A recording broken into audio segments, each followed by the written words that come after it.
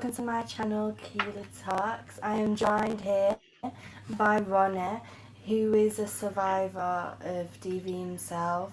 And we're going to talk about the Johnny Depp case in a little bit, but first of all, we're going to have a bit of a gab about Ronnie's experience with DV. Many of you guys know that, obviously, many of you guys in the chat are survivors of DV yourself, and many of you know I'm personally a survivor of DV. Obviously, Johnny Depp's a survivor of DV. And it's good to have the conversations, and we're going to talk about statistics and stuff in a little bit as well, about the statistics for men. I forgot, where are you based again, Ronnie? I'm in Washington State. So Ronnie's in Washington, and I'm, obviously, as everyone knows, I'm in England. So we'll have a look at that in a bit. But let me just say hello to everyone first. So we've got Sean B here. Hey Sean. We've got Weinbach. We've got Real Pamster. We've got the Chairman. We've got Tails. Eco Spice. Hello. We've got Leanne. Moonshade. Kirsty. Real Pamster, I don't know if I said hello to you, but hello again anyway. Armel. Alexandra. We've got Anne. Hey Anne. I've got Sandy. And I think that's it. Eco says, hi Ronette, lovely to see you. Hi you guys. Well guys, before we get to talk about Ronnie's story, I just want to say to you guys that I seen Ronnie on TikTok, and his link for his TikTok account is in the description of this video. Hello Cement and Amy as well. His link to his TikTok is in the description of this video. And I noticed Ronnie by seeing his videos where he discusses his experiences of DV and the things that he went through, and thankfully he had video footage and stuff to back him up, because men, oh thank you Sandy, men find it hard to be believed more than women, as we know. Like, what annoys me the most is that it used to be where women were not listened to at all, right? And then it's got to a case where, yes, women are listened to, but it's like gone the totally opposite way. The scales of balance are totally gone off balance there. And it's totally awful. Now, Ronnie, do you want to explain your story a little bit? Like, I'll be quiet for a minute whilst you explain what happened to you and your ex, because I know she was very loving, weren't she, at first, what you were showing from the video. Oh, yeah. Where she was really loving to you. I mean, I think it all starts the same way, where they just kind of like suck you in. And I mean, she was very charismatic. She was very lovely.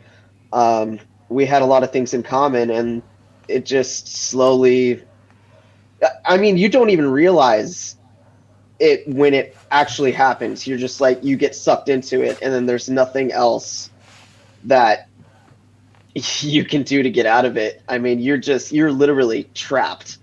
Yeah. I remember the first time that I actually saw a sign of her. Sorry, I'm hearing my echo. You hear an echo? Let me turn my. Yeah, I hear my voice. It might be my audio. Probably. Is that better? Hang on. There we go. Okay. So basically what happened was, she wanted to come over for the Game of Thrones season finale. So that was May 19th, 2019. And she brought over some alcohol, and that's the first time that I actually saw her face change. You know, they get like those eyes. I know exactly what you mean. It's like the soul has left him or something. Yes. I know exactly what you mean. It's like the way that I actually brought it up to her, and her son confirmed this with me. I'm like, it's like goat eyes. Like the way that it looked like her pupils shifted. it was very scary. But and at the same time, yeah, I understood her position, because I don't know how. I'm gonna keep this very mild. We hooked up, and but she was drunk during that time, and the house that I lived in, you had to pull in and then push in to get the front door open. And she ran out to her car to do something at like 3 o'clock in the morning, and she couldn't figure out that the door, you had to like do that little secret, and I wasn't even thinking about telling her. I figured she'd just figure it out by herself, and she didn't, and she freaked out, and she slapped me right across the face. And wow. I mean, I understood it, because I mean, I probably would have felt that way. She thought that I just used her and threw her out and locked her out of the house, which I could understand that, Yeah, you don't need I would probably, right. I would feel the same way too, but of course I would have handled it a lot differently. But I told her, if she ever touches me again, that's it. We're never going to speak again. And she went home, didn't speak for 2 weeks, and she texted me and she apologized. She's like, I've never done that before. It was just like I'm sorry. And so I gave her a second chance, and she never touched me again until I think it is sometime in October is when she really started ramping up. By that time, we were living together. I moved in at the end of August, and she met my parents in July, and they loved her. They were, I mean, she's gorgeous. She's, like I said, very charismatic. She really reeled my mom in. And she hit it off with my little brothers and all that stuff. And I was home one night because I work overnights, and I heard fighting between her and her son upstairs. And I come up there, and she is choking the life out of this 12-year-old kid. And I reacted the way I think anybody would. I just pulled her off of him, and I told her that I'm going to call the cops. I'm like, he was gasping for air. And I actually have this on camera, a lot of footage of him being choked by this woman. I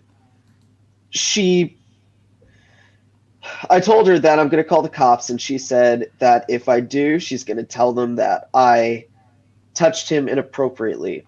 And that scared the absolute crap out of me, because if a woman says that, you're screwed. Like, that's your whole life. And she started, after that, like, everything just started shifting. Like, she wouldn't hit him, she would hit me, and she would push me into counters and just randomly just socked me in the face. And her son actually came in between us several times, because she would start to rush at me, and he would jump in front of her, and he's like, don't touch him. And she would be like, okay, whatever. And then she would just go in her room. And it would be, and when I was home at night, it was just constant screaming. She wouldn't let me sleep at all. It was sleep deprivation, and it was horrible. And then I found out in October that she cheated on me. She went in, I guess she was seeing her ex, so I decided to move down to the basement because I broke up with her. I'm like, I can't do this. So I moved down to the spare bedroom in the basement, and she just wouldn't let it go. She just kept coming downstairs and waking me up and starting these fights, and that's the majority of the security camera footage on my TikTok that I post. And that's just very mild footage, because TikTok actually takes a lot of the footage that's even milder than what I show down. They're like, this violates community guidelines, which is very frustrating, because a lot of men don't realize that they're in a domestic violence situation until they see an example of it. And because I didn't realize that I was in one. I just figured she just got drunk because she was an alcoholic.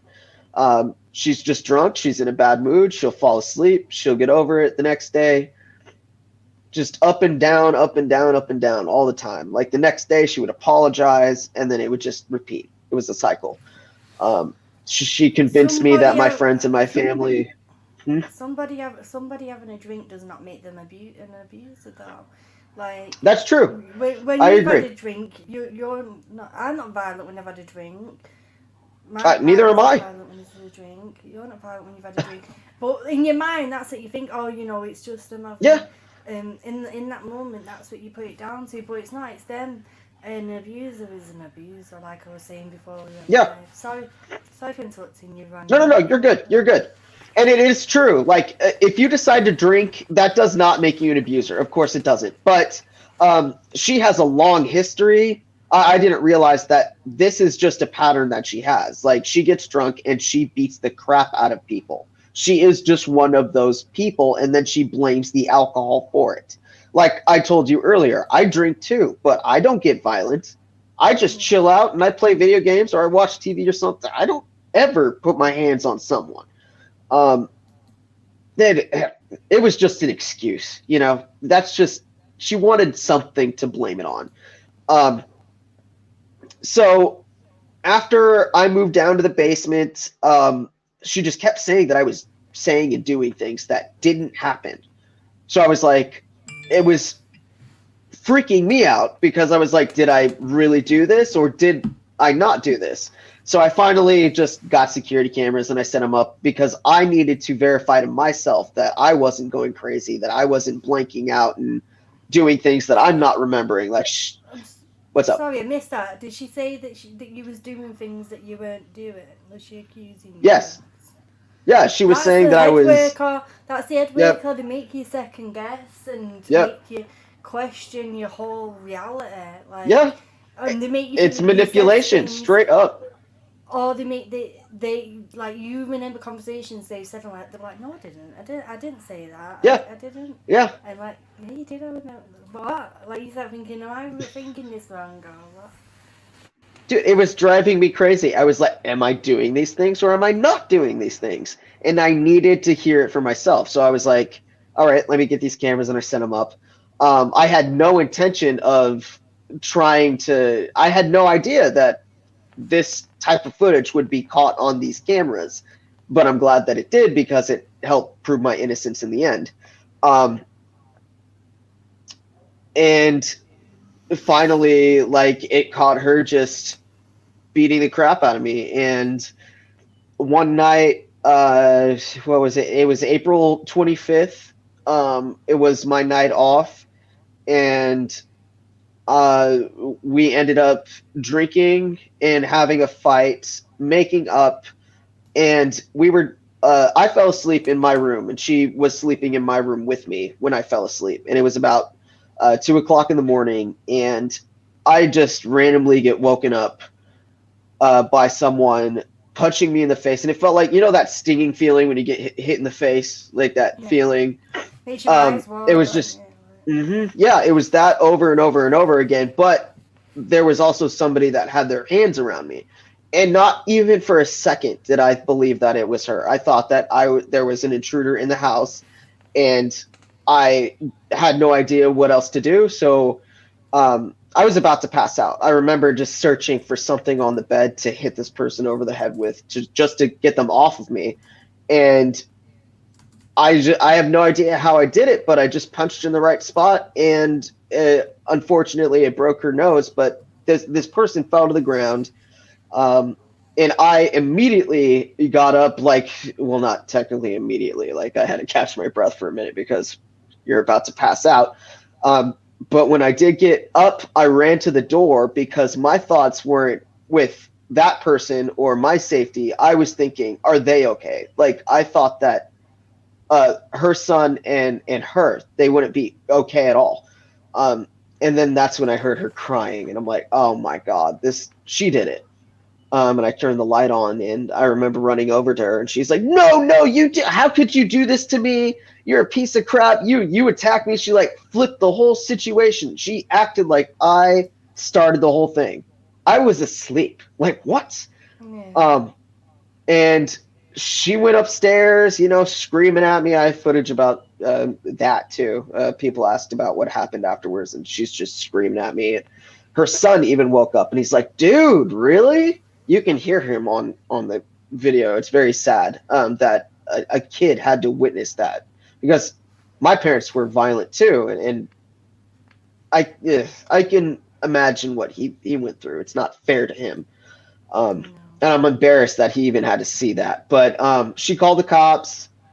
I was arrested, charged with a felony because a child was in the house, and she just convinced the cops that I was this violent, evil person that was just constantly beating the crap out of her. I don't even know what she told them, but I know that's what she said in text messages, that, you know, how could I do this and all that crap. And when I was in jail, I was just like, man, my life is ruined. Like, this is over. And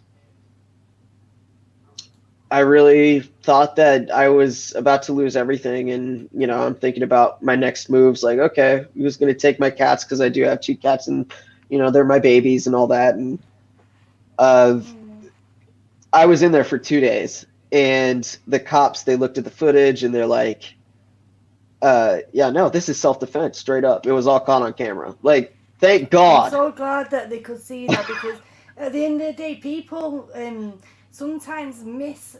This is something that's going on in the Depp case as well. Sometimes people miss call like self-defense as mutual abuse, which it is not. Yep. So if somebody's attacking you and you can't push them away and you have to hit them to get them away from you, that is not mutual abuse. That is self-defense, right? Yes. And, do you know what I Yes. mean? People get them two things misinterpreted. And like Tessa said there, thank God for the cameras. And the police even saw this as well for you, because I saw that video and that you put out, and it is heartbreaking to see. Like it proper, like it touched me. It really did. Thank God that they could see that it was self-defense. DJH says awesome that you were set up with a video as well.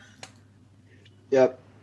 I also wanted to bring up the fact that there is something called reactive abuse as well. I reacted not in a violent way, but when she would be violent towards me or accuse me of cheating or something like that, even though I wasn't, she would be screaming at me, all these things. And of course, you just get fed up and you react to that. Some people react violently. Some people react verbally. I reacted verbally, and that is a thing. A lot of people don't understand that when someone is pushing your buttons and you react to them, that is called reactive abuse. And it's not. It's a response to trauma that you're going through. And unfortunately, when it comes to men, if a man reacts to someone being abusive towards them and they are trying to defend themselves, a lot of people don't see, even if you never touched your partner ever up until that point in a way of defense and reacted to that, a lot of people will think that, okay, well, you're a dude. Obviously, you're not a victim. You're an abuser now. You go from a victim to abuser if you ever put your hands on someone else. It's very frustrating. But anyway, back to the story. Sorry, I just wanted to clarify that. But so I got out of jail. My charges were dropped, right? All of them. Unfortunately, here in the States, though, it does stay on your record for 7 years that you have been charged with a felony, even though you were not convicted of one. I mean, it's going on 3 years now, so I still have a little while, 4 years left, and it sucks, but you know, it is what it is, and I have to deal with it. I should have, you know, looking back at it, man, I should have known better. I should have tried harder to get out of it, but no one really pointed it out. Nobody really said, right? Nobody said, why do you have a black eye? Why do you have a busted lip? And someone even pointed out, even if you did go into work and had your face all messed up. They probably just thought that you were in a fight because you're a dude. That's what guys do. You box, you wrestle. Nobody ever thinks of a guy being in a domestic violence situation. It's sad. But so a lot of people give me crap for this part of the story because they don't really understand the position that I was in. I just want to thank Alexandra. She just became a member. It's all right. Oh, congratulations! I can't really see the chat. Everything's so far away and little, but yay! It's all right. Carry on. Sorry. So I'm sorry. I'm just going on a tangent here, but so basically, a lot of people give me a lot of crap because right after I got out of jail, like when I was arrested, I just had a hoodie on, boxer shorts, and no shoes. I had no shoes, no wallet, no keys, nothing. And I'm in the middle. I moved from a city that I lived in to be in a city with her, like 45 minutes away from where I was originally at. So I dropped everything. I was in a city I was not familiar with. She knew where we were going all the time, so she was the one that drove. And as soon as I got outside, I was just like, what am I going to do? My phone was about to die. I was on like 5% charge. I could not Uber anywhere. And by the way, this is right when the pandemic started. Everything was shut down. We had no taxis or anything like that to call. There was nowhere to go. Businesses were closed. I was released at 6:30 p.m. And as soon as I got out of the jail, she comes running up to me. And she hugs me, kisses me, tells me, oh, I'm so sorry. I didn't mean to do this to you. And she actually walked me to the car and put me in the car. And I just didn't even know how to react to that because she goes from this person saying that I beat the crap out of her to a person that picks me up at the courthouse. If I really was this abusive monster that she claimed to be, why would she be there to pick me up? Well, this is this rings true as well with Amber, because after she got restraining order on Johnny Depp, he went and stayed in like a hotel, and she came to his hotel room saying, "Come and get in the bed with me" and stuff, and was really like trying to push herself back on this man that she just accused of DV. They like to do that. Yeah, and the thing as well here, what Amy said, rings true as well. This is something that narcs do a lot. She was provoking for a violent response, is that they'll pick at you to try and get a violent response at you, whether it's verbally or physically, to then accuse you of something, accuse you of being that person. And that's what exactly Amber was doing as well with Johnny Depp. It's so messed up, but it's a classic narc move. I do believe that Amber Heard is straight up narcissist, but of course we can only speculate on these things. We're not therapists. We can't diagnose them, but we can look at their behaviors and be like, that's pretty much in alignment with someone that is narcissistic, or maybe they're borderline or antisocial personality disorder, something. I personally think, so just to clarify before I move on with the story, I do not think that my ex is a bad person. I think that she has been through so much crap in her life that she has some serious mental issues and she needs to get help for them. And I do think that she can change, but it's going to take extensive therapy. She needs to be on medication, things like that, because it's not just me that went through abuse. It was also her son.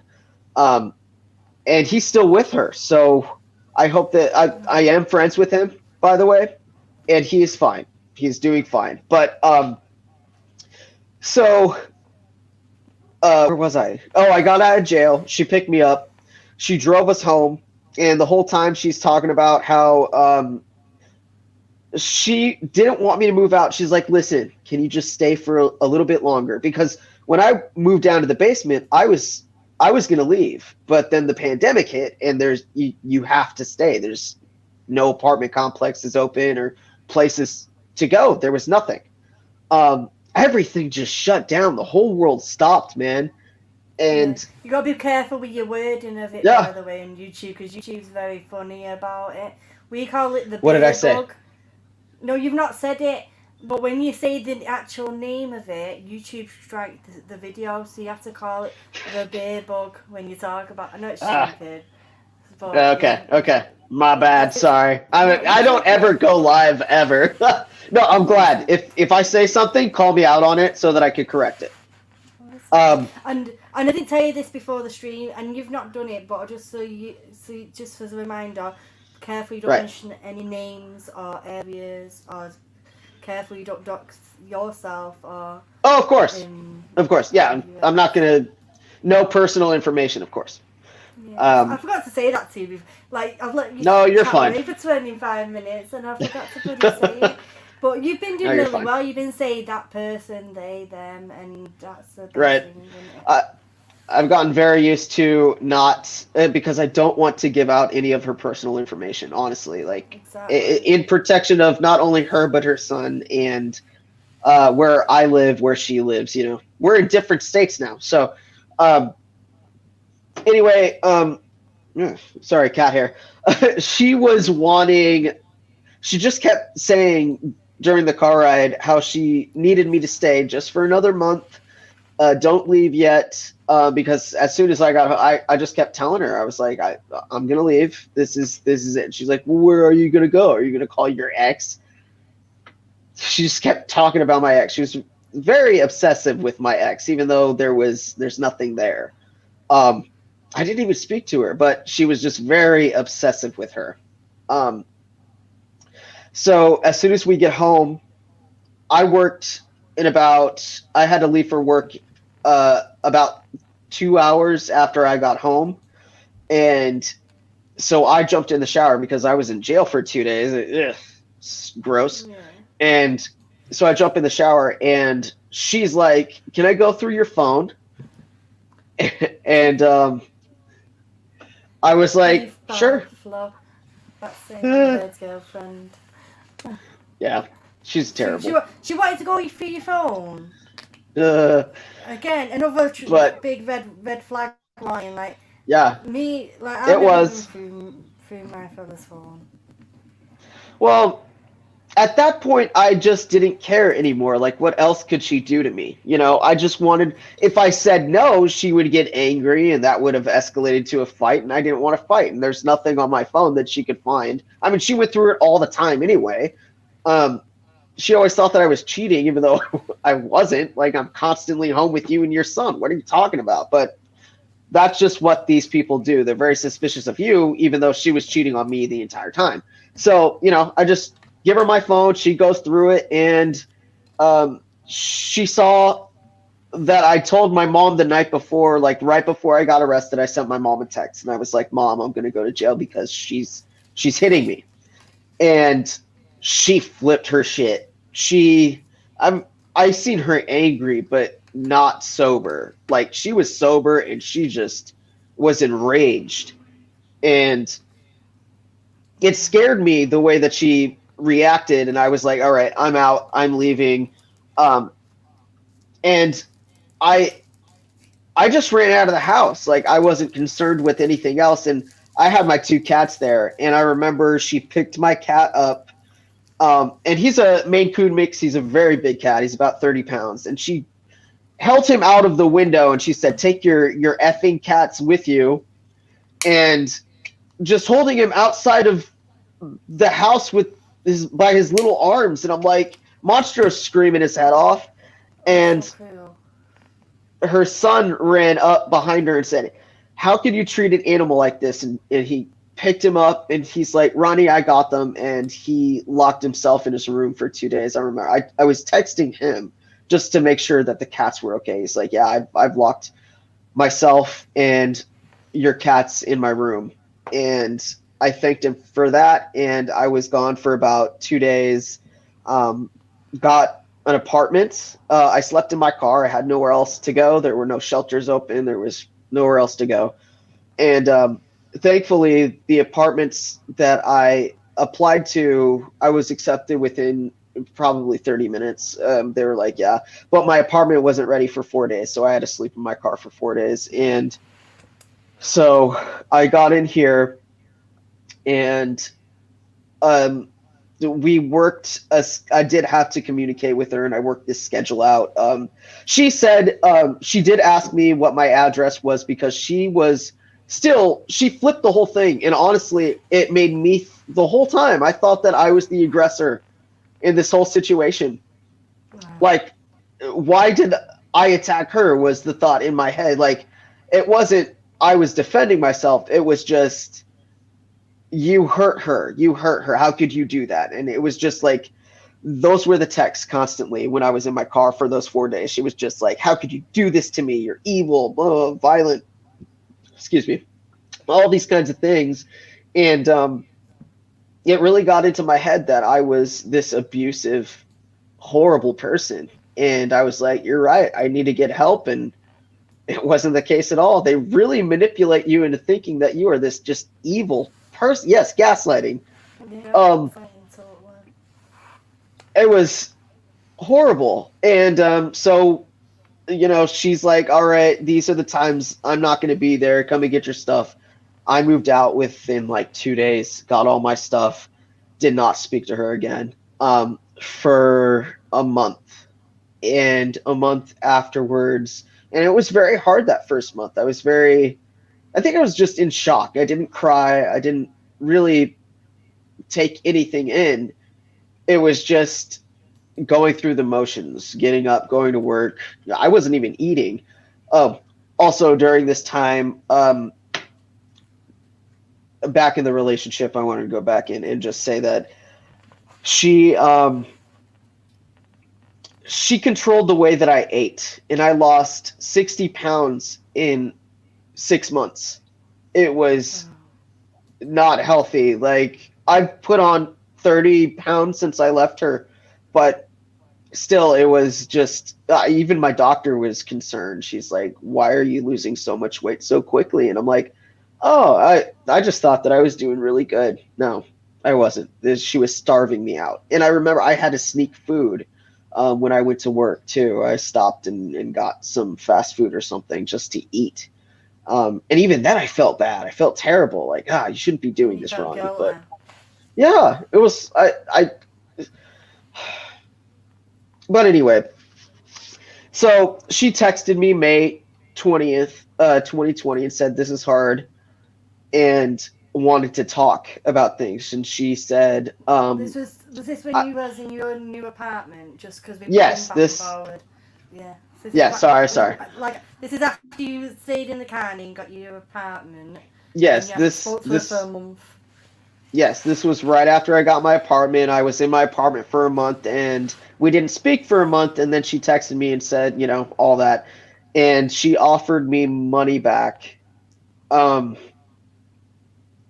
Throughout our entire relationship, because I didn't keep anything that we bought together. We bought furniture and stuff together. And she's like, I know you love my son. So let's talk about you visiting him, because he doesn't have a father, but he saw me as a father. We built up a bond. We played video games. He was my dude, man. And I didn't only lose her. I lost him, and it was just so devastating, the loss of it all. And that kid's a good kid. And but anyway, and I was like, yes, okay, come over. So, and she already had my address because she wanted to file a restraining order earlier. So she came over about 5 days later. So a month after I was arrested, she came over, and we're talking. The night's going well, you know, things felt normal. It was just nice to be in her company. And, you know, things got romantic. We moved to the bedroom, and she stops before anything happens and goes, I need to go and get a drink. And I'm like, okay, whatever. Didn't think anything of it. She's done that before. So I'm just in bed waiting for her. She comes back in the room, and she's got her hands behind her back, and she's smiling at me. And, I thought she was being playful, but obviously she wasn't. And be careful what you call this instrument, because I know right. I know where you're at with this. Just be careful what you call Right. it, because YouTuber gets for it. I'm trying to be very mild with this. Yeah. I'm not going to get too graphic. Anyway, can I say knife? Can I say that? The way I tell you to word it is, she had a metal instrument. And Okay, all right. So and say the word unalive instead of unalive the K. for sure. Yeah. Okay. Well, anyway, she rushes at me with the metal instrument and is attacking me with it, and I got away from her, ran to the kitchen, grabbed my cell phone because it was charging, ran to the bathroom, even though she was right behind me, and locked myself in the bathroom, called 911. She was arrested, and that's when I was able to file a restraining order, and I never spoke to her again. She did send me a text right after that, but never spoke to her again. I did speak to her through her lawyers. Like she would try to give messages to me through her lawyer, but I never responded to any of them. And she sent me this creepy text like right after she got out of jail. She was in there for 3 days, and her car was at my house.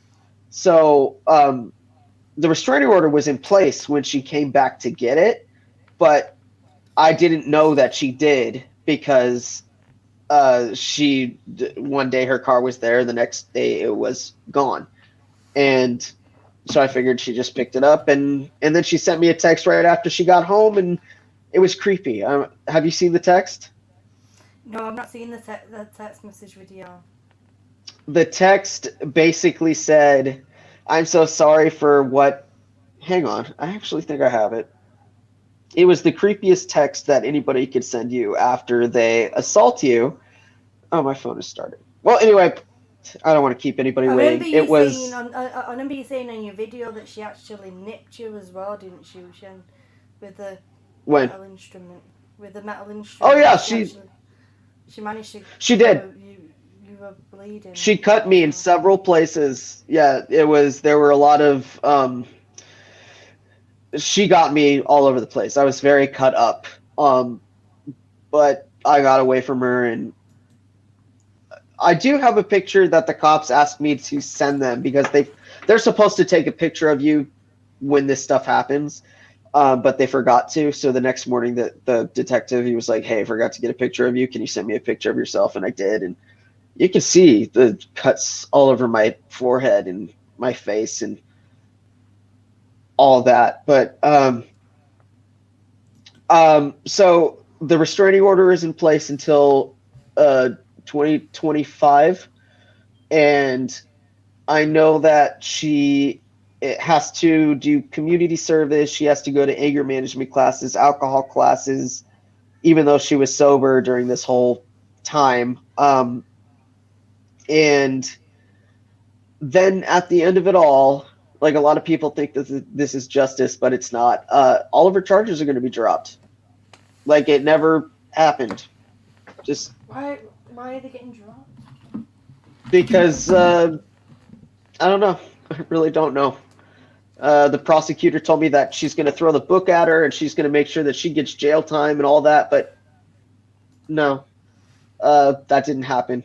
I'm not sure why, and it has to be the female thing. She's very charming. Like, maybe people really didn't think that what she did was real, but, that coincides with Amber as well. She's very charming, and, like, when she created all this story with Johnny Depp, and was right in the middle of the Me Too movement back in 2016, right.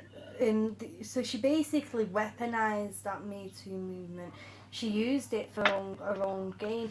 Thankfully, Johnny Depp survived her. Thankfully, you survived your ex. Thankfully, I survived mine. And people forget like how the statistics are in men. Like, for example, 1 in 6. No, you're good. I've just unlocked the phone and notifications coming through. You're fine. 1 in 6 to 7 men in the UK and 1 in 4 women will be a victim of DV in their life. Like, that is a Mm-hmm. high percentage of 1 in Very 6 huge. men. Of DV crimes recorded by the police, 26 were committed against men. Right, so there is crimes that are recorded in the UK. That equates to 155,000 offences a year, and that's just in Mm-hmm. the UK. And the UK is only, like, obviously it's built up of 4 countries, but it's only small. If you Right. think of the scale of that to, like, in the US. Yeah. Sorry, let me just go through this. Oh, you're fine. Over the Bearbug period, the charity Mankind, which is a charity in the UK for men who go through DV, saw, well, I just lost where I am, saw its helpline by 1/4. It saw its helpline increase by 1/4, and its website visited by 75% more, because in the pandemic, when everyone was locked in their houses, like, and nobody could escape, like, there was all this, there's way more DV that should have gone on. Men and women lost their lives to DV during the Bearbug. Yep. Way too high of a percentage. It's way too high of a percentage on both sides, for men and for I agree. women. But the thing is, right, the male DV, it's not really spoken about, and it's very taboo. Like, when men talk about it, it's like, most of the time they're not believed. I even seen you put videos on your TikTok where people weren't believing you, even though you had the video footage on there. And Yeah. I've seen you saying, why do people not believe me? And it's because of this biasness that men can't experience this. Stigma, And for sure. Yeah, it's a stigma, and it's messed up. Kirsty says, after mine was found guilty, he got an absolute discharge because he had a stroke. He is now classed as a vulnerable adult, so he is protected. And that's a sad thing, like, that a lot of people who like, a lot of people who are DV abusers, a lot of them fall on this mental health. Like, that's what my ex fell on as well, that he was mentally unwell when he did what he did, and he got a lighter sentence for it. But I feel like that with Amber, I feel like that if she's found to be guilty and be it's a defamation case. It's not a criminal case whether she did DV. Right. It's about whether she Right. defamed Johnny Depp. So they need to prove that it was her who was abusive, not him. And She totally did, though. Like, how can you not see that? Like, there's so much evidence there. But he's a man, so who knows? Who knows what they're going to say? I know. Well, that's the thing, but there is so much evidence. Like, this week we've had one of Johnny's closest friends of 42 years testify, and he's seen Amber with no bruises at all that week, when she apparently had bruises. Right. And her lawyer was saying, have you seen, do you know the difference of when she had makeup on or when she didn't have makeup on? Like, I've had a black eye. You can't bleeding cover up a bruise with a black eye. Not around your eye, because it swells up. Your eye swells up when it gets hit, because it does automatically. You can't hide that with a bit of makeup. Right. You can't. Yep. And like I was saying earlier, I don't know if you've heard the audio footage of I heard some. I heard it's hard for me to listen to it, though, because it reminds me of my ex. Just it brings back like, cuz I can't even listen to the audio that my ex has sometimes.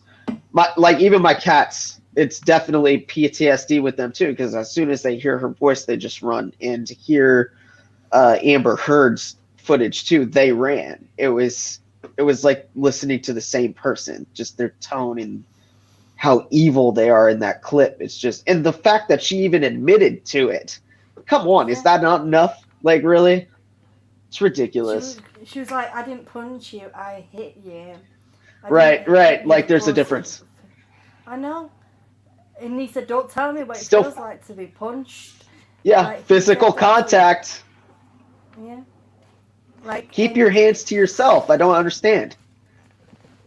I know. And just well, I know that he was the one that tried to leave the room, but she's like, well, we have to continue this argument. And he's like, no, if you're going to be violent, I'm going to leave. And she just kept saying, no. If you leave, I'm going to follow you. It's sad. Well, why? Just leave him alone. Let him walk away. It is sad. He always tried to walk away. And in the case this week, the counsellor, in her notes, she said that I've got it written down. Let me get. I've been doing notes all week. Good. It is very interesting. So. Now let me just get to the bit that I was looking for.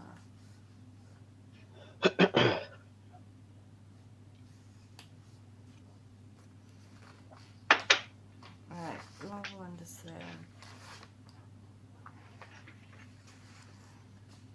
1 second, I've just got to find the bit.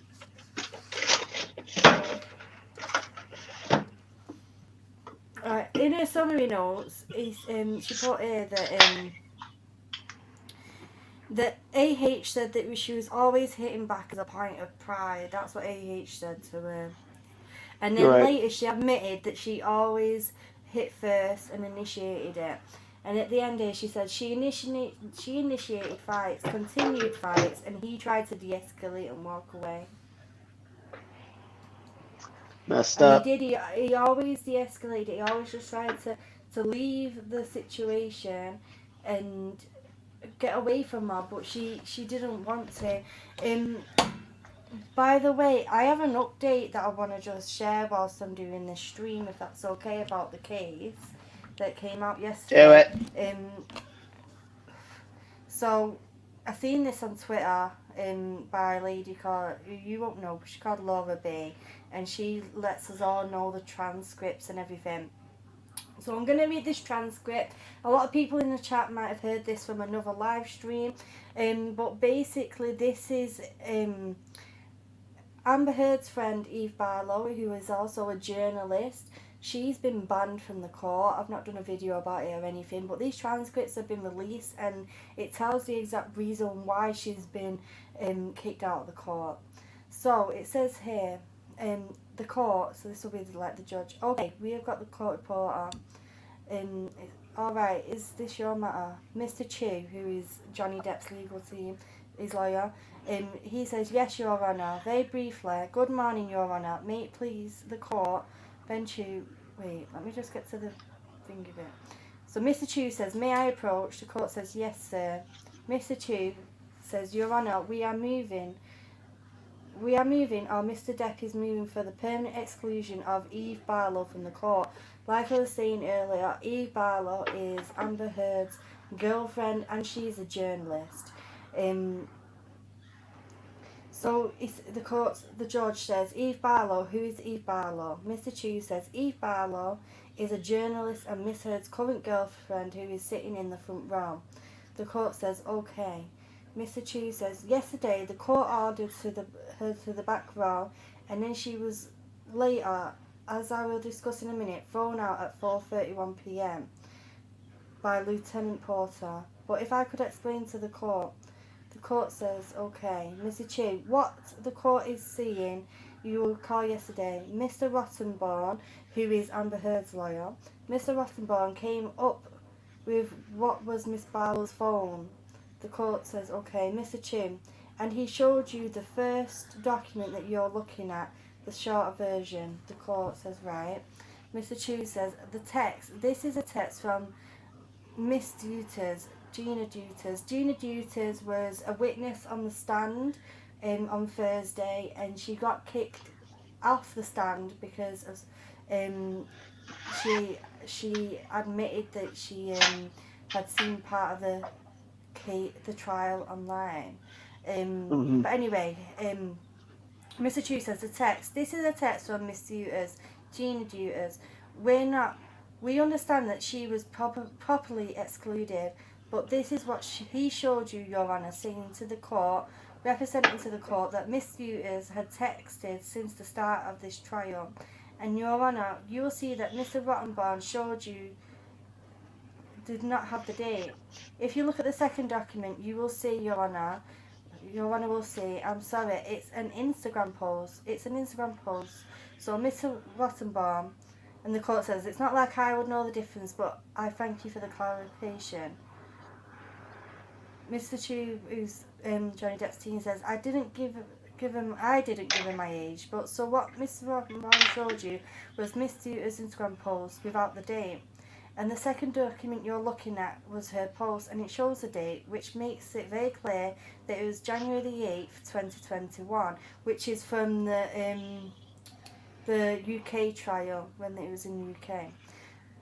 That is the material misrepresentation. Miss Duters posted this during the London trial. The court, okay. Mr. Chu, that was very disturbing. We believe it is fraud upon the court. We believe that Mr. Rottenborn, as an officer of the court, should have taken a look at what he was handing up to the court, especially since it was handed to him by someone improperly sitting in the first row, a reporter and Mr. Heard's girlfriend. And that's not where it ends, Your Honour, unfortunately. Miss Barlow has been passing notes to and from Miss Heard from the beginning of the trial, and she's been sending out live tweets throughout the trial. The court, is she still sending out tweets? Mr. Chu, she was as of 4:31 p.m. yesterday when she was removed by this court. Go on the next page. If I might approach, I'll do it one more time. This was Miss Barlow's post during Miss Vasquez's opening, and you'll see her. The court, so she was tweeting from the courtroom. Mr. Chair, she was tweeting in the courtroom. She was sitting right there tweeting during Miss Vasquez's opening. Your Honour may remember that Miss Vasquez said that Miss Heard would be given the performance of her lifetime. So she says in the performance. So she says in real time. Actually, it was Vasquez who was given the performance of her lifetime or her life. So this is contemporaneous with my colleague's opening. She's live tweeting and getting it all out to the public. And finally, and this is the last time, I'm sorry, Your Honour, will remember that when we first raised this issue, Your Honour ordered people to the back. So Miss Barlow reluctantly left the first seat and went to the back. And this is the tweet that got her thrown out the last time. I'm sorry this is a bit long-winded, just let me go through it just to explain it all. Oh, he dropped out. Hopefully he'll be back in a bit. What does Amber Heard hope to achieve? She has a gorgeous 1-year-old daughter. She said she was beginning the rest of my life in 2021, 12 months after her mother died, and it was at that point that Lieutenant Porter saw her violating the court's order. Let me just turn that off a minute, guys. And asked her to leave. Now, Your Honour, if this was just an isolated, well, actually, I'll take that back. Welcome back, Ronnie. Sorry, my camera just cut out. I apologize. It's okay. No, okay. You were talking. I was just reading through these transcripts. It's only right.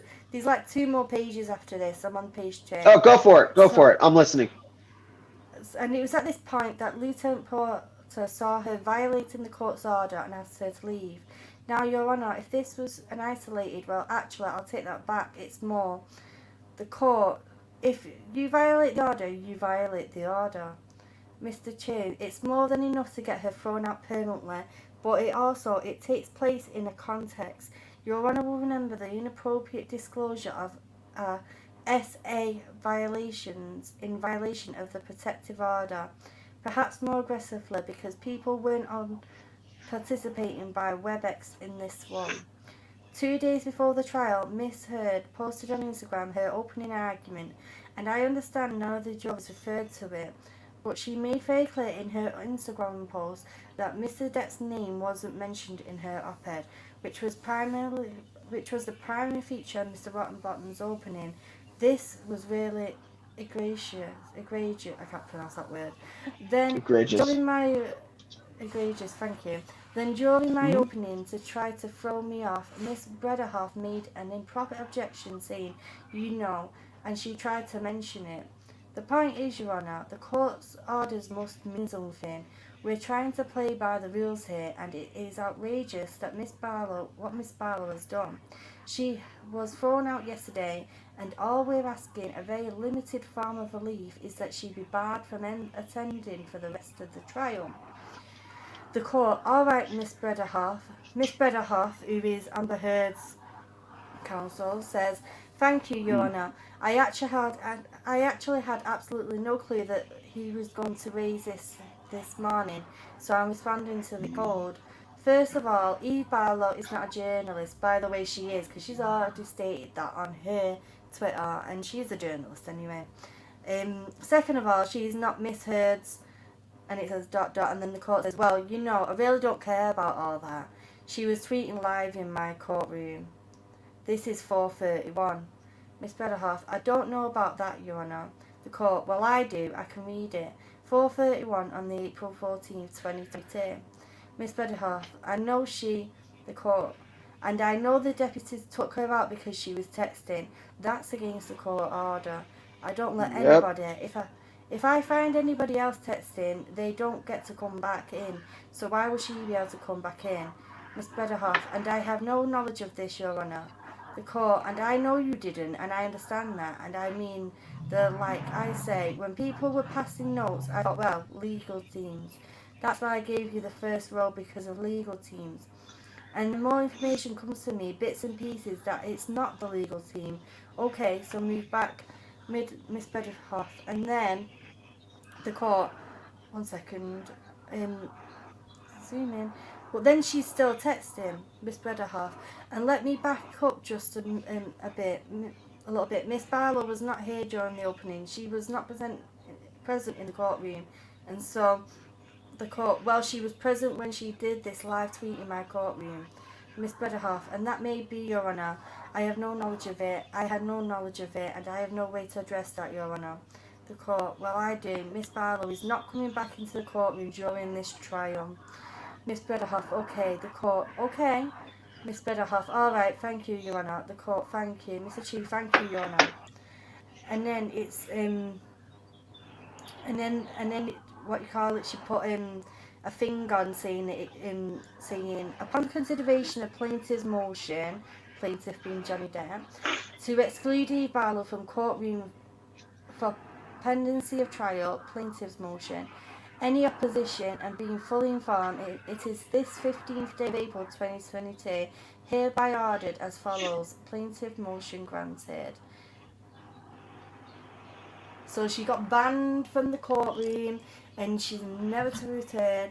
And I've had a bloody I've had a jingle in my head all day, like think of the song "I Am Henry VIII, I Am," but with these words. Eve Barlow won't be in the court no more. The judge went and kicked her out the door, and it's been repeating in me because Eve Barlow is one of them. She's a big trouble causer. She really attacks Johnny Depp supporters on Twitter. She tried to dox Johnny Depp fans. She actually has doxed Johnny Depp supporters. She tried to dox a big Johnny Depp YouTuber who's covering the case, and the fact that now she's been kicked out of the court. Ta-ra, love, don't come back. It's amazing. Right. So, is Miss Barlow, is she a romantic partner? Or is she just like a friend? Well, it says girlfriend. Girlfriend? Amber Heard is bi. So okay, alright. I was curious about that. And male partners. Well then. I'm glad that she's not allowed in the courtroom anymore. That's ridiculous. She shouldn't have been texting anyway. No, but you're not allowed to. But there's actual like screenshots that loads of people have got in the community, and I even shared them on my TikTok as well. Where she's got laptops in the front row, she's got phones Ridiculous. texting in the front row, and the only time that you're allowed to have that is if you're a lawyer, where you need to be able to check your emails and stuff. And obviously she's Right. not. And they She's have not like like she's artists to sinless. draw things when it goes on. Well, So yeah. Well, I yeah, think well, that's only during closed cases. So never mind. yeah, well, this is a live video feed, isn't it? Right. So I Right. don't know if you've seen Yeah. any of it, but it's a live video feed. Can you say the jingle again, says Stephanie? The jingle is Eve Barlow won't be in the court no more. The judge went and kicked her out the door. But in your head, imagine it in the melody of King Henry VIII. I'm not going to sing it, but it's been playing in my head over and over again all day. It has. Yeah, Moonshay says, remember I told you about the little nicknames? Fartlow. Fartlow was tweeting on social media when she was in court, then deleted them. But there's screenshots. Exactly, there is proof and screenshots of it. And I'm so glad that Johnny's team did grab it, because what Eve Barlow is trying to do, and what Amber Heard's team is trying to do, is cause a mistrial where it gets kicked Right. out of the court because of things that have put the case in jeopardy, put the trial in jeopardy. Right. And that's why they're doing stupid things like this. But thankfully, Johnny's team have caught it, and quickly I've got it sorted out so she can't come back in. Second, first, same as the first. Exactly. It's really sad how she's just so desperate.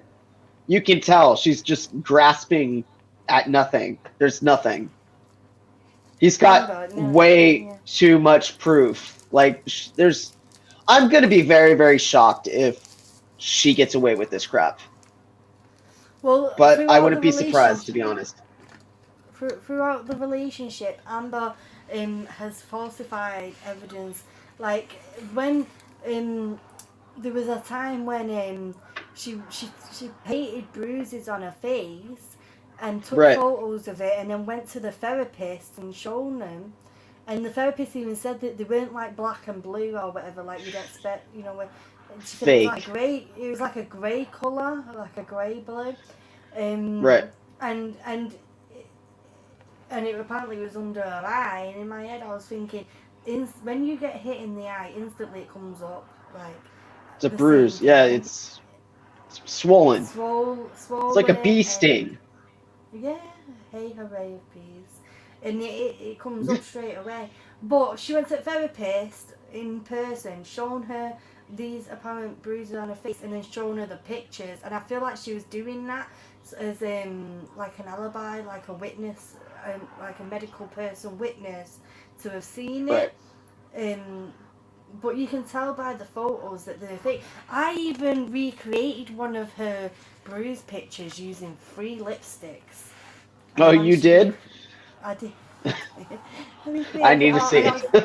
And I did that just before I became a YouTuber, and I don't know if anyone in the chat remembers Horae of Peace. I was talking to her privately before I became a YouTuber, and she might remember when I did these pictures. I don't know where they are now. But it was so funny. Let me see if I've got them on my Instagram. It was so funny. I literally did it with 3 lipsticks. And the thing is that I've got real pictures where, after the difference is, you can see there's no swelling, and that's it. Apart from that, it looks like a bruise. Issa says, I feel like the doctor didn't see bruises from her hair, but more so bruise from cheek fillers. That doctor I don't find 100% credible. Well, she's a counsellor, isn't she?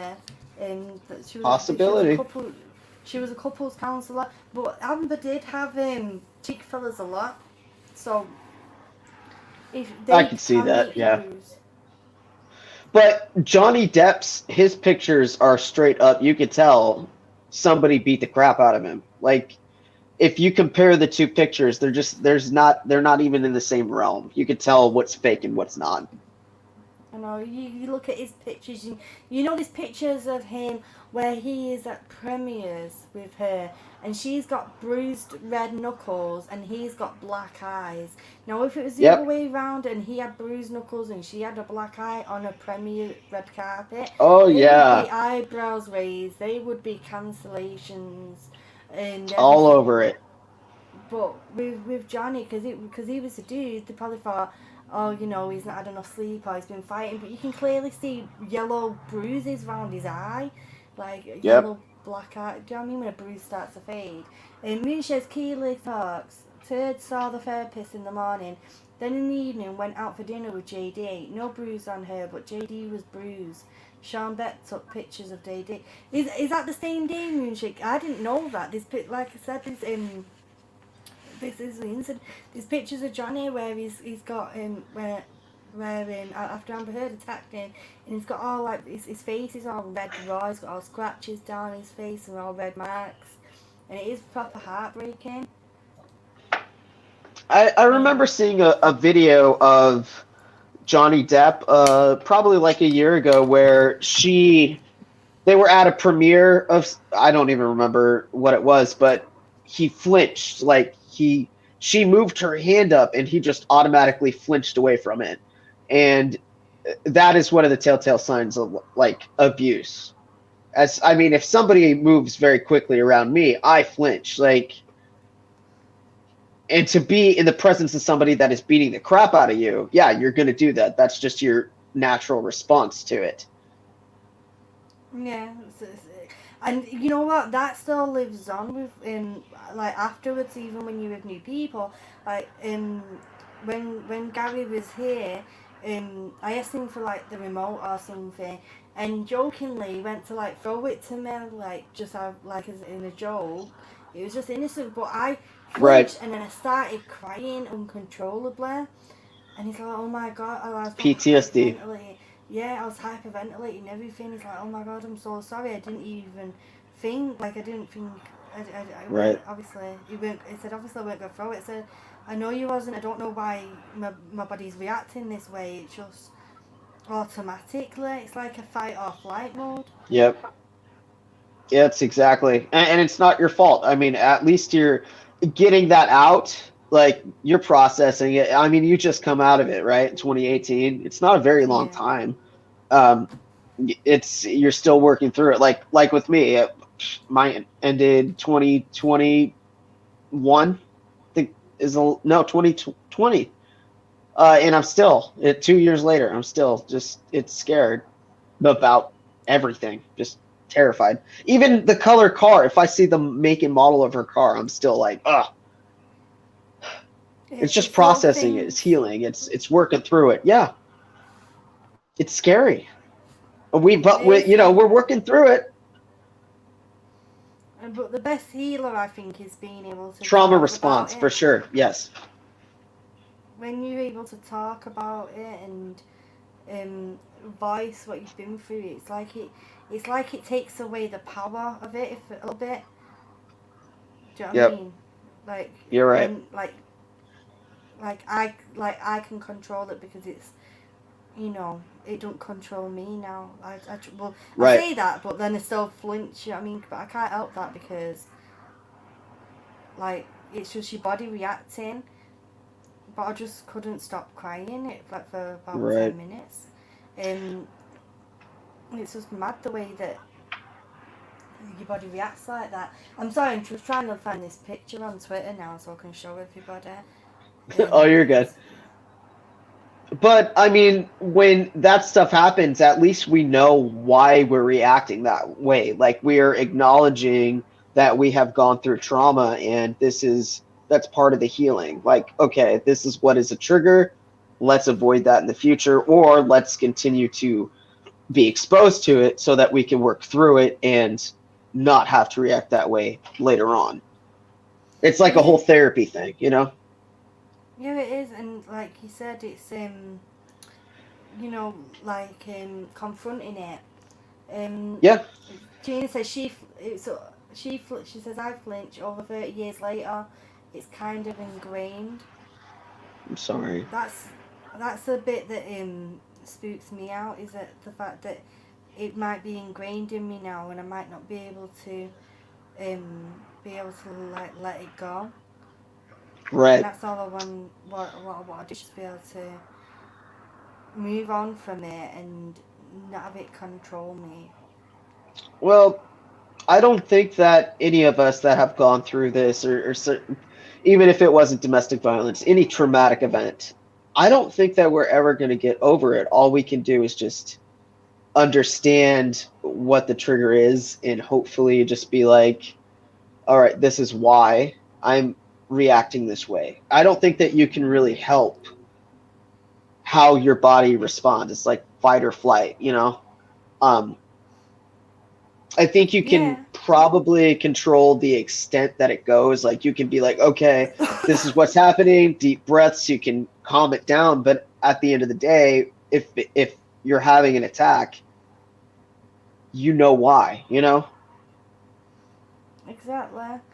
And you can't trigger warning, by the way, guys, because I'm just going to show you this picture of me when I did have a natural bruise. Let me just turn my camera down. This isn't the one with the lipstick, and you'll be able to tell by the fact that it's not, that it is swollen. Sorry, I'll just get it up here.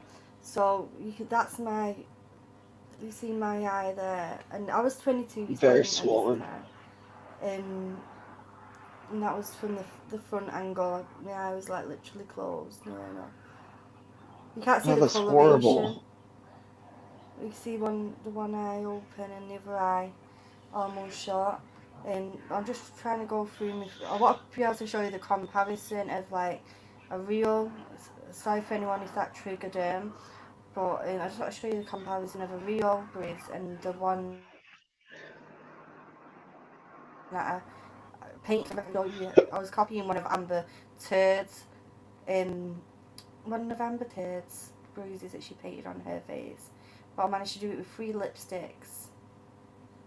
If I can find it, that is. I'm just going through these images quickly. I'm sorry, Ronnie. Let me see if I can find this. Horae of Peace, if you have that picture as well. You probably don't, but if you do by any chance, please send it me. It was so long ago now. I can't find it on my Twitter. But it was, let me just see. Much different to the painted ones. Oh no, don't cry, guys. I've survived from it. It doesn't control me no more. Like that. Do you know what I mean? Like that was a long bloody time ago, and you know I've moved on from. I don't let it control me now. Now I'm able to know that I've survived and that I've got through it. Like and my kids are safe. I'm safe. My kids are safe. 1 second, guys. And I'm sorry, Ronnie, by the way.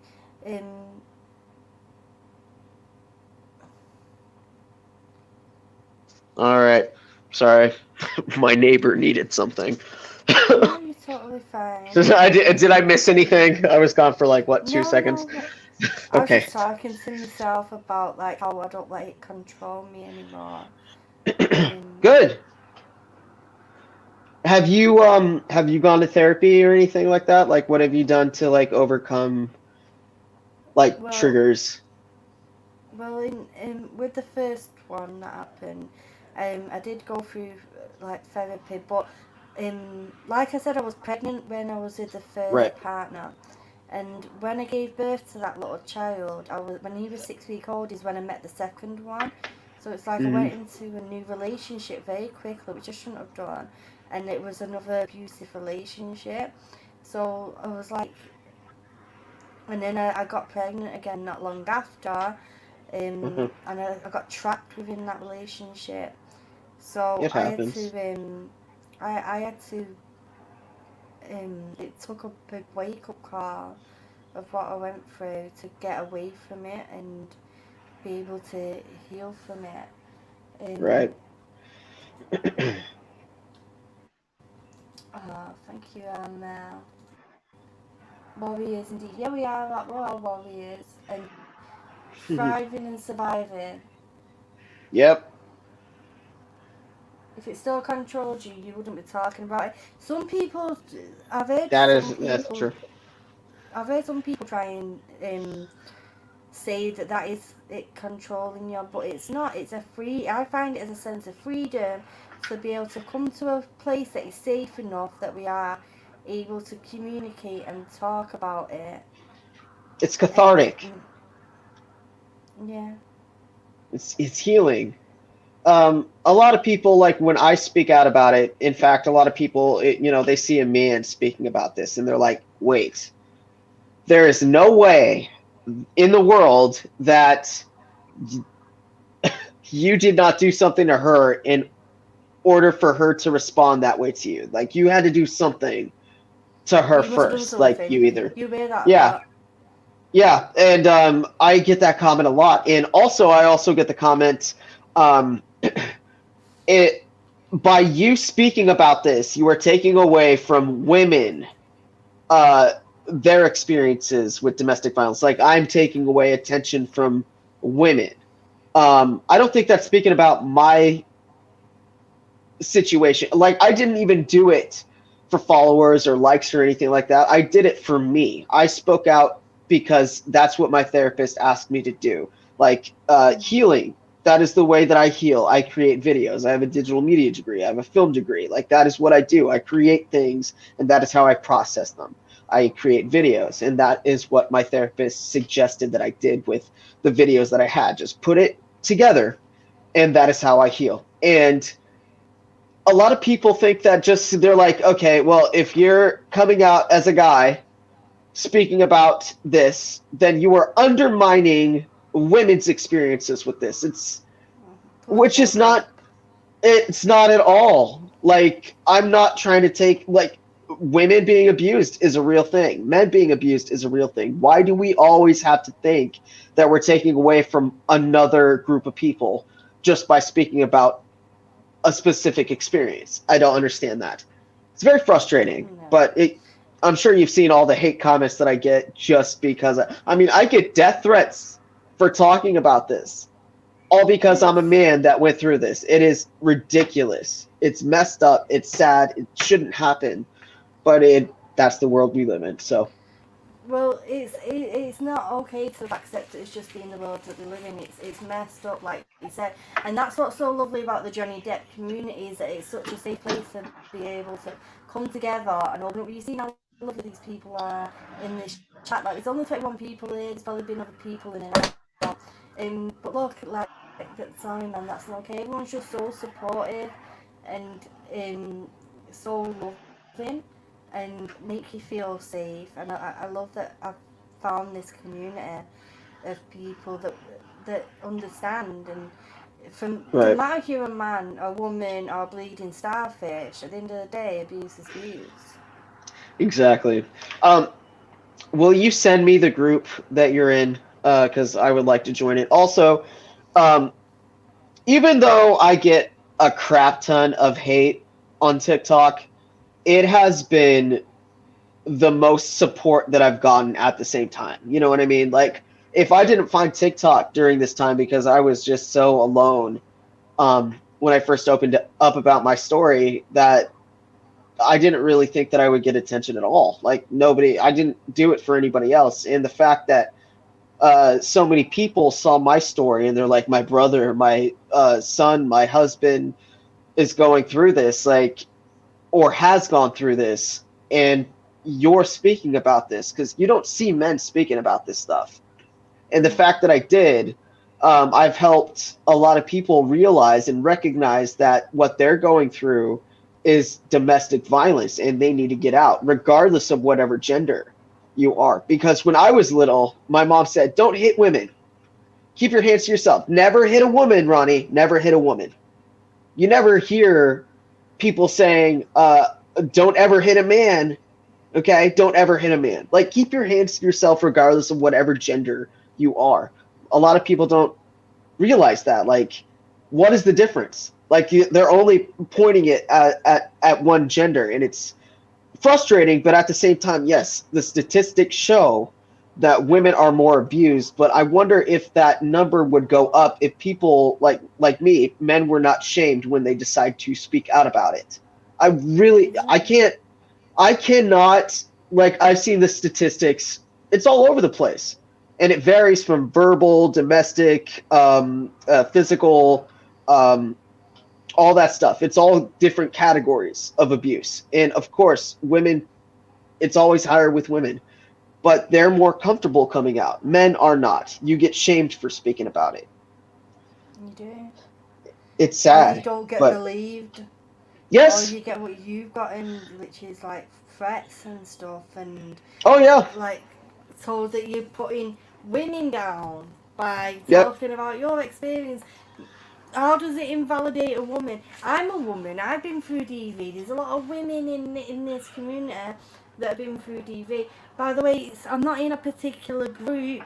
It's just that on Twitter. I don't know if you have Twitter, Oh, the but Johnny Depp community. Okay, gotcha. the It's Johnny Depp just community. okay. Yeah, I and I understand. have I have a Discord, and the Mm, Johnny Depp community is I'm in not on there. Discord.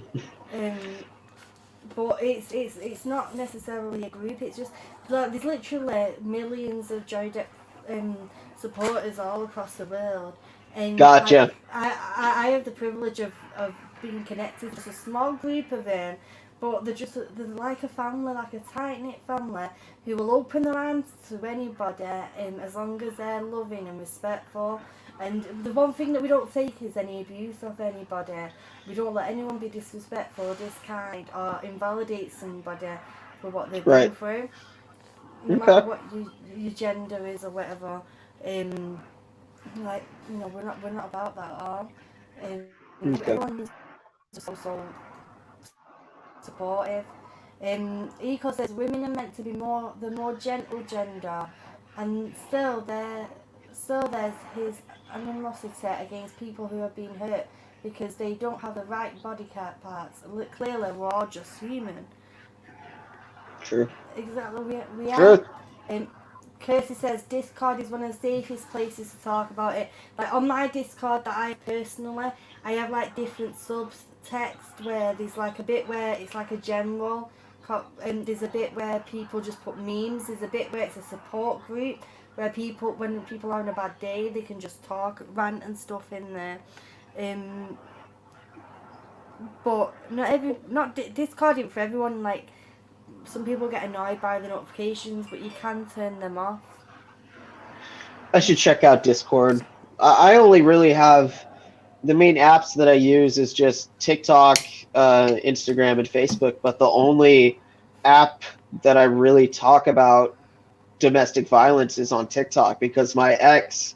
That's the only place that I feel safe speaking about it. My ex was very adamant about how much she hates TikTok. Like she doesn't want to speak about it. She doesn't want to like she just thought it was stupid. It's immature and I know she's never going to join it. And I know that if she ever sees anything that I say, um she will probably kill me because she's one of those people that you cannot discuss her image because she has to be this angel in public, but in reality, she's not. And if you point it out, and if people know that, she has to destroy you. It's very sad, but that's just the way that she is. So I'm Yeah. glad that I have TikTok to actually speak about these things.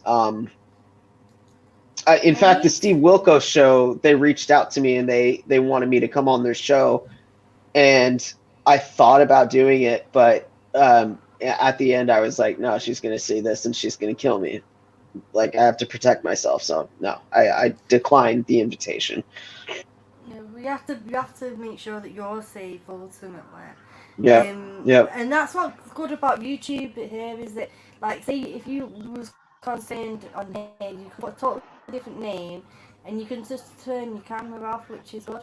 And that's what some people do for anonymity. And I can't see it. you know what I mean, to be anonymous. to be anonymous when people want to be anonymous, so people just turn the camera Right. off and change the name, which is really good, Right. and so that they can still share things if they want to. I don't know what to say. Oh, I think Amy's on about Discord. The chairman said, I've lost half of the people I have invited to my Discord because they don't know how to turn off notifications. Yeah, if you don't turn off notifications on Discord, your phone is literally going to be beeping all night.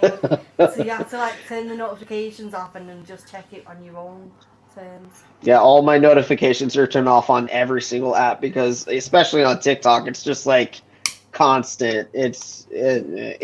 It gives me so much anxiety because the majority of my comments are just hate comments. So I'm like, what did this person say? You know, sucks. Just got to turn them off.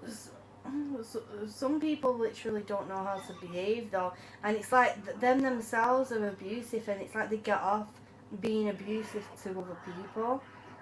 Right. Like, you got nothing better to do than to abuse me. Like, why don't you just go and live your life in a Right. happy way? And Well, they're the people that have like no profile picture or no content. They're just trolls. They're literally just trolls. But at the same time, the thing that they say, this is an actual person behind this saying these things. Like it's hurtful. It's painful. Like, how could someone say this to another human? I don't get it. But it's the way that the world is. this there's a lady on TikTok. I forgot what a TikTok handle is now, but she suggests people, if you've been through DV or you're not. So there's one person, I think she on my YouTube channel, she said that she's done this program, but she didn't find it helpful. But this book, like I'm going to read like a tiny bit of it in a minute. It's the Freedom Project, Living with the Dominator. Now this program, they have it in the UK, and it's one of them programs that if a woman's been through DV, the social worker would send them to recognise the red flags and stuff. But this book you can get on Amazon, and it's really, really educational to help you notice some of the signs. And so these terms, a lot of it is like directed towards it being about a man, but this goes either way, whether it's a man or a woman. So the first one here, it says the lover. They show you physical affection without assuming it will lead to sex. Accept your right to say no to... Wait, this is the good one. Let me get the bad one. 1 minute. Let me get the dominant one. The S... I can't say it, but the S controller. They will argue, won't accept no for an answer, keep you pregnant, or reject your advances. King of the castle, but this can also go towards this being about a woman as well, by the way. Right. Gender neutral. Treats you as... I'm just saying they use a lot of him pronouns, but this goes either way. Treats you as a servant / slave. Says women are for cooking and housework. Expects S on demand and controls all the money. The bad father, but again this could go about a mother, says you're a bad mother, turns the children against you, uses access to harass you, threatens to take the children away, persuades you to have their baby, and then refuses to help you care for it. The liar denies any abuse, says it was only a slap, blames drink, drugs, stress, overwork, unemployment, etc. The persuader threatens to hurt or unalive you or the children, cries, says they love you, threatens to unalive themselves, threatens to report you to like social services, the police, benefits agency, etc. The bullet glares, shouts, smashes things and sulks. The jailer stops you from working and seeing friends, tells you what to wear, keeps you in the house, seduces your friends and family. You might recognise some of these about your ex.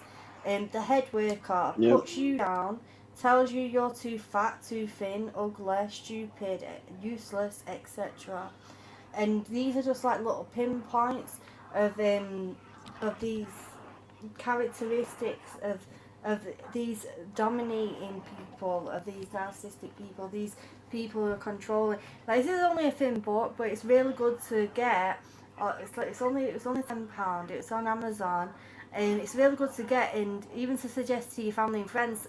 Like, so it helps you recognise if they're going through DV. They might not think that they are, but it's good for to recognise, or for you to recognise yourself. Is this from Tai Chi? Good book. No, perfect. No, this isn't anything to do with Tai Chi, Stephanie. It's like I said, it's from the Freedom Program, and it's a free program that they have in the UK, and it's to help, a lot of times, help women and mothers to recognise the signs of DV in men. But these same characteristics can be identified as for a woman as well. Like, a woman could be them exact things that I just said, and it's a lot of the things that Ronnie was explaining about his ex-partner, the head work, or telling you, well, wait, let me just get to it.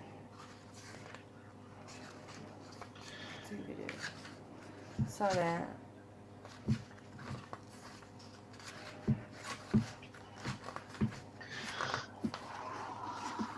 Like, the head worker will literally put things in your mind and then tell you that you imagined it, that you they didn't say that, or that you're overthinking things, or you're going crazy, and they'll literally play with your mind constantly.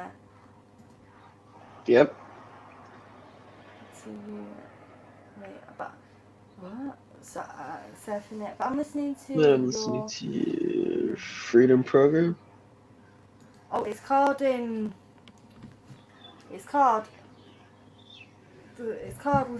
with the Dominator. Okay. Stephanie. It's called Living with the Dominator, a book about the Freedom Program. And it's really, really good to get. Oh, Horae sent me a super sticker. Thank you, Horae. Let me just see what it is. We're going to be finishing up soon, by the way. I'm sorry. No, you're good. So long with your time. But can I just say, I would also like to bring up the fact that, when they write books or when they write anything about domestic violence, they only write it about women being abused. They're like in general, like that book, it's, well, he will hurt you, things like that. And it really persuades a lot of the public to think that only men are violent. Like, when I went through my abuse, I had absolutely no idea that... What's going on there? That's cute. Love it. But I had absolutely no idea that I was going through abuse because, men hit women. Women don't hit men. And if they do, they're just upset, Like, you see a lot of TikToks where women are joking about, well, I'm going to kick his ass if he doesn't make me dinner. Things like that. Stupid, little TikToks like that. And it's supposed to be cute, but it's not to me. It's very upsetting. And that is why a lot of people don't really think of men being abused in these types of situations. It's always geared towards women being the victim rather than the man. And yes, it is more likely, but it's not all the time. It's just like with breast cancer. Men can get breast cancer too, but you never really hear about that. It's only women that you hear about. It's very frustrating. It needs to be a whole thing. I know your exact point, and that's why, I think it was, I can't remember if it was October or November, but it's DV Awareness Month.